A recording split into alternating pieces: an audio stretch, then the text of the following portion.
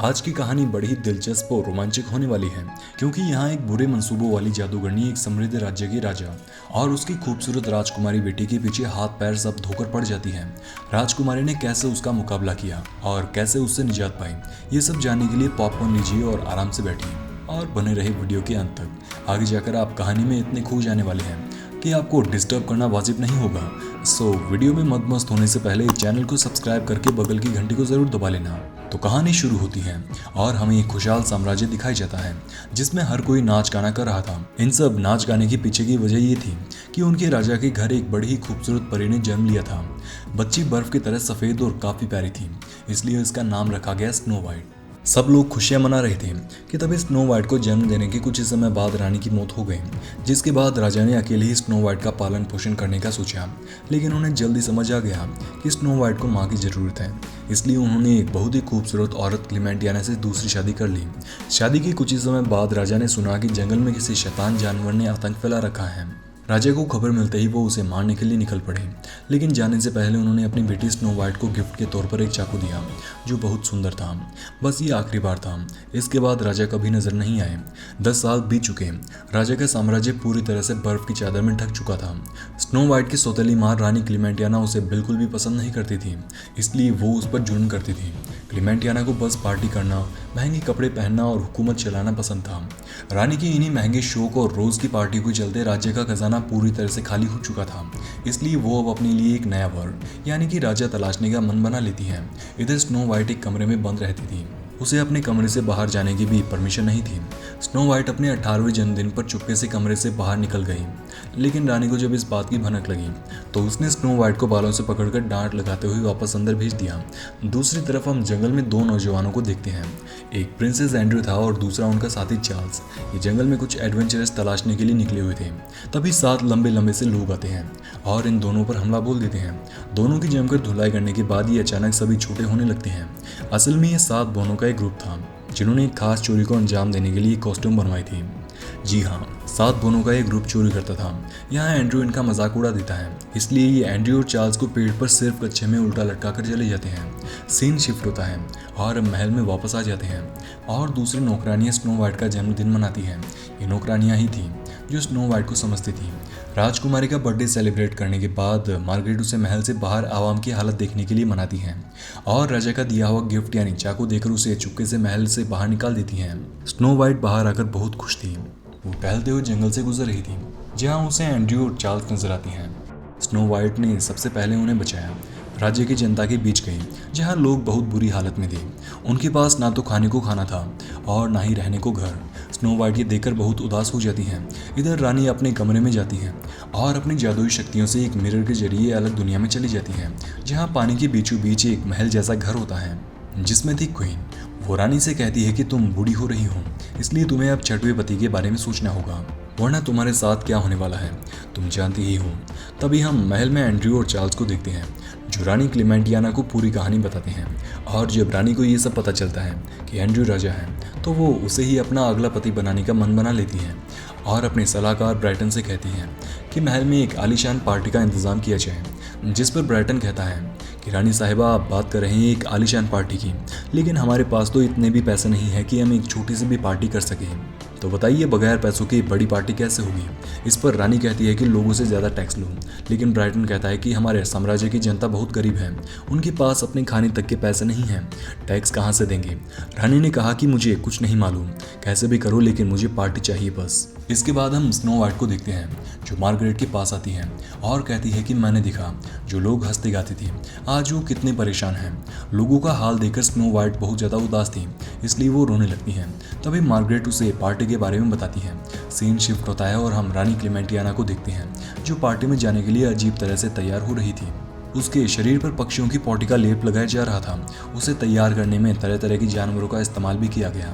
खैर पार्टी शुरू होती है और एंड्रयू स्नो वाइट के साथ डांस करने लगता है। ये बात रानी को बिल्कुल हजम नहीं होती और वो पार्टी के बाद स्नो वाइट को पकड़ लेती है।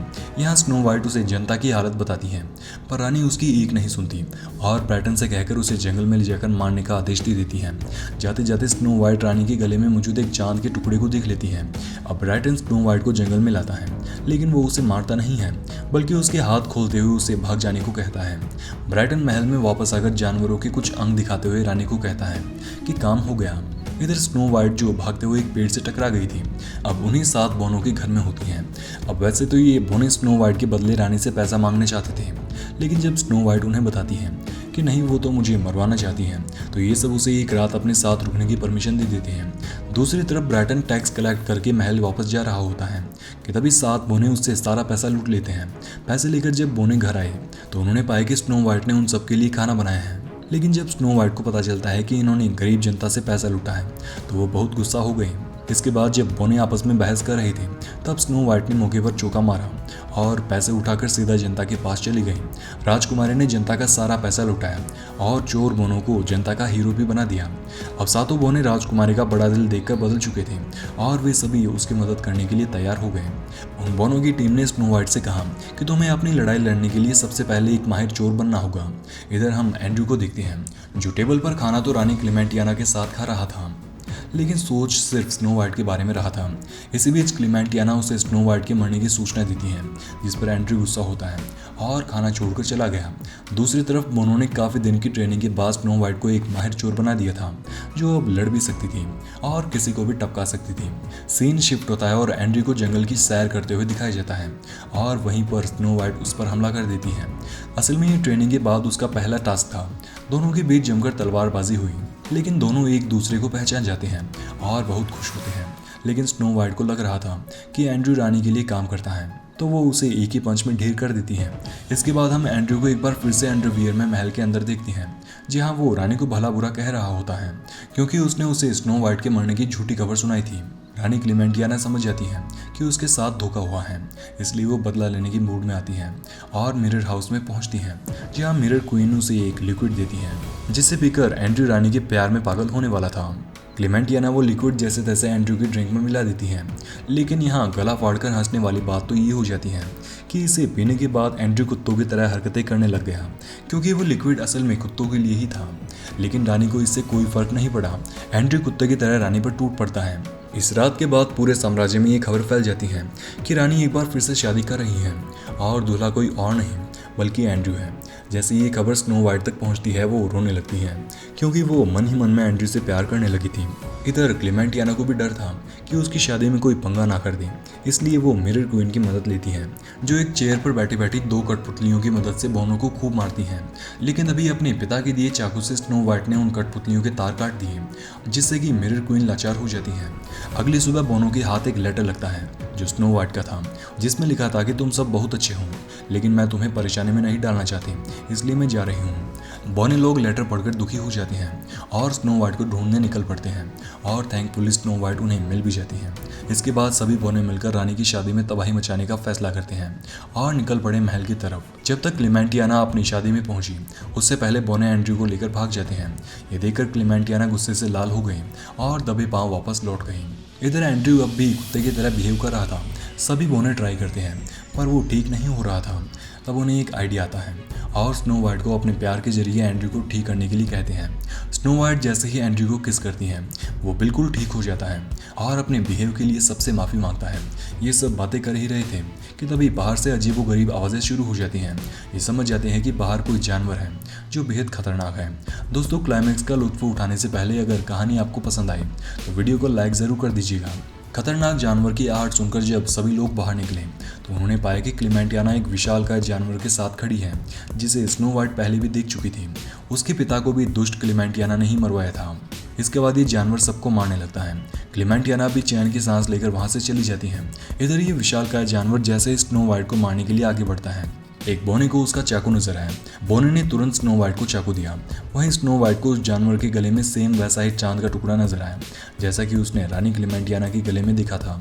स्नो वाइट से बुद्धि से काम लिया और लॉकेट यानी चांद के टुकड़े को काटकर अलग कर दिया, जिसके परिणाम स्वरूप ये जानवर अपनी असली रूप में आ गया और हमें पता चलता है कि ये कोई और नहीं बल्कि स्नो वाइट के पिता हैं और इस साम्राज्य के राजा थे, जिन्हें क्लेमेंटियाना ने काले जादू की मदद से एक ऐसा जानवर बना दिया। इसके बाद दोनों बाप बेटी गले मिलते हैं और खूब रोते हैं। दूसरी तरफ चांद का टुकड़ा टूटने से रानी का शरीर सड़ी हुई खाल की तरह होने लगता है और देखते ही देखते वो बहुत भद्दी हो जाती हैं। यानी ये लोकेट ही था जिसने उसे सुंदर बना रखा था। इसके बाद स्नो वाइट एंड्रयू से शादी कर लेती हैं। शादी में चोरी छिपे क्लेमेंटियाना भी अपना मुंह ढककर आती हैं। वो इतनी भद्दी दिख रही थी कि कोई उसे पहचान नहीं पाया।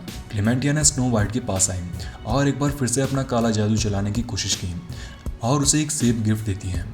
लेकिन इस बार स्नो वाइट उसकी चाल समझ जाती हैं और सेब को काट कर फेंक देती हैं, जिसके बाद क्लेमेंटियाना का पूरा साम्राज्य तबाह हो जाता है और कहानी यहीं खत्म हो जाती है। उम्मीद है कहानी आपको पसंद आई होगी। थोड़ा और अगर आप जानना चाहते हैं तो जानकारी के लिए बता दें कि मूवी का नाम है मिरर, जो कि 2012 के दौरान रिलीज हुई। IMDb रेटिंग की अगर बात करें तो फिल्म को 10 में से 5.6 की रेटिंग मिली। और अगर बॉक्स ऑफिस कलेक्शन की बात करें तो फिल्म ने 18.3 करोड़ डॉलर्स कमाए थे। चलिए अब कमेंट्स में बताइए कि डीपली एक्सप्लेन्ड चैनल पर आप किस तरह की मूवी समरीज देखना चाहेंगे।